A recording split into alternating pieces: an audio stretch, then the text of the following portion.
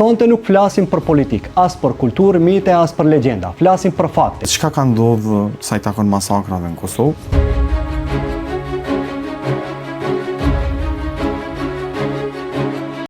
Prej 105 masakrave, realisht për 92 masakra nuk është gjykuar, nuk është dënuar askush.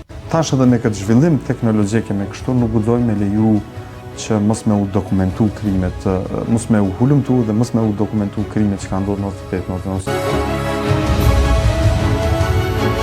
Si e komentoni ndërhyrjen e Albin Kurtit në politikën shqiptare këtu në Maqedoni? Ato e dini ju, apo bën mirë që po ndërhyjnë ju si qytetar që jetoni këtu edhe a keni nevojë për ndërhyrjen e tij se nuk e di.